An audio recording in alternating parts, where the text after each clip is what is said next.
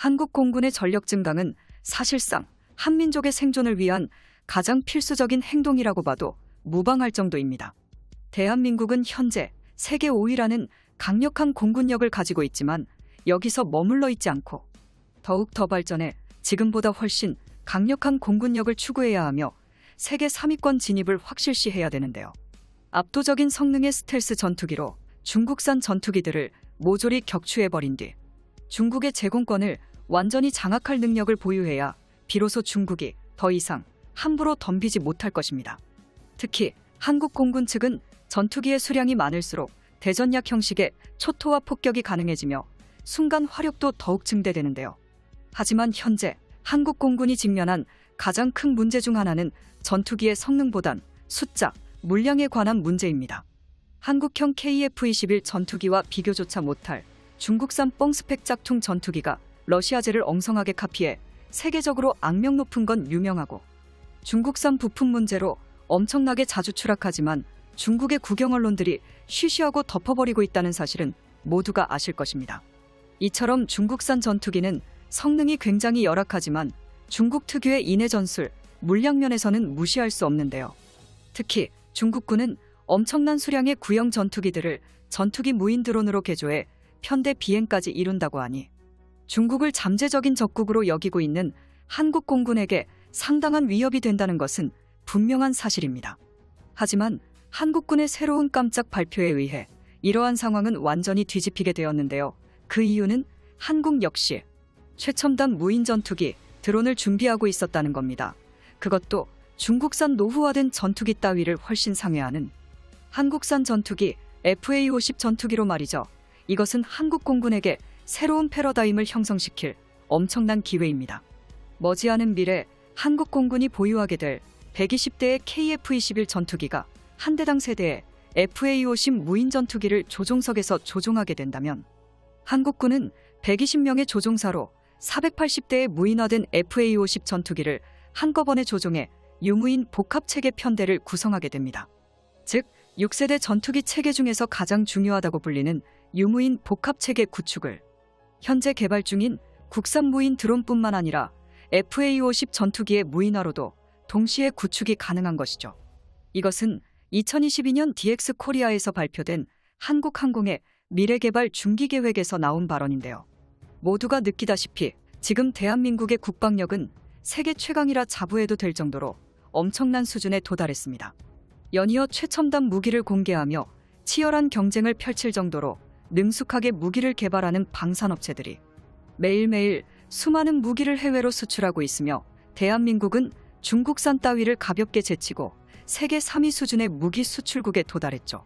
최근에는 동유럽의 국가인 폴란드, 슬로바키아에게 FA-50 전투기 수출까지 진행되면서 중국을 초격차 수준으로 추월한 FA-50 전투기는 우리가 꿈꾸던 만능형 전투기로 거듭나고 있습니다.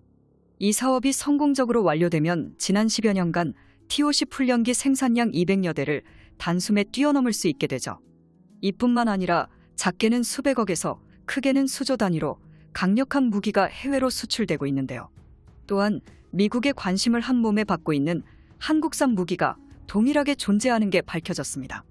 이 때문에 한국산 전투기가 전 세계에 다시 한번 이름을 떨칠 예정인데 그 주인공은 앞서 설명한 KF-21 전투기의 유무인 복합체계에서 무인을 담당하게 될 FA-50 무인 전투기입니다.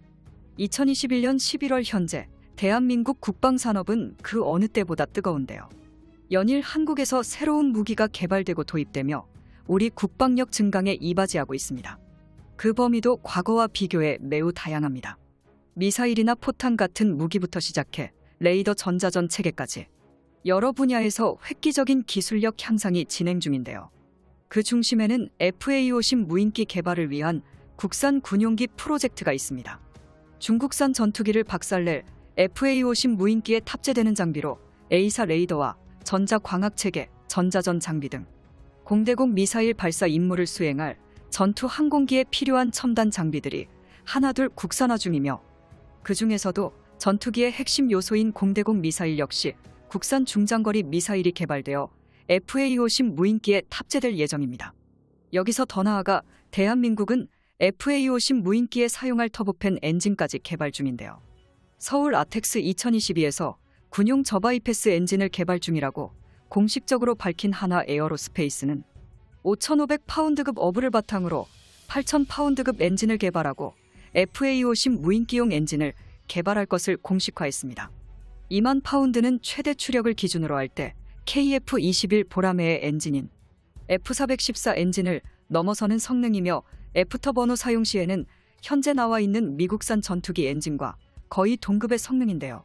한마디로 보라매급 전투기에 사용될 군용 엔진을 자체 개발하겠다는 포부와 함께 이러한 기술력으로 FA50 무인기용 엔진도 동시에 개발할 방침입니다.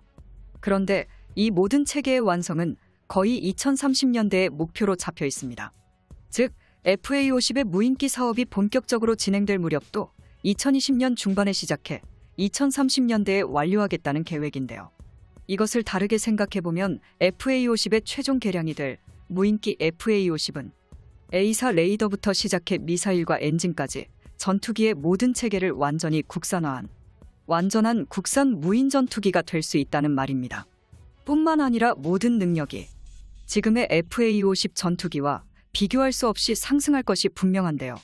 국지전이 발발했을 시 한국의 영원한 주적인 중국산 전투기를 상대하려면 가장 우선적인 요구 조건은 바로 레이더입니다. 천룡 미사일 등 국산 공대지 미사일을 통합해 지상 공격 역량 역시 극적으로 높아질 것입니다. 항전 장비로는 한국형 GPS 유독 폭탄을 위한 GPS 시스템과 KF-21 전투기와 연동이 가능한 K링크 전자전 포드까지 탑재되죠. 이 정도면 사실상 전투기가 수행할 수 있는 모든 임무에 투입이 가능한 수준입니다. 현재 지적되는 부족한 단점도 첨단 전자장비를 탑재하는 것으로 어느 정도 상쇄할 수 있습니다. 전투기와 전투기가 싸우는 현대시대 공대공전은 레이더로 먼저 포착해 먼저 미사일을 날리는 대상이 승리를 결정지으니까요. 또한 무인기를 통해 비약적인 향상에 따른 전투 능력의 증대를 불러올 것이며 대량 생산에 따른 단가 하락과 정비성 향상으로 공군의 평시 훈련 소요를 크게 감소시킬 수 있습니다.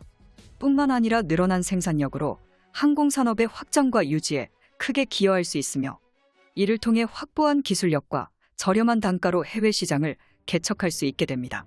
한국산 T-50이 몇 번만 더 성과를 내준다면 미국의 훈련기 시장 역시 한국산 항공기로 도배될 수 있습니다.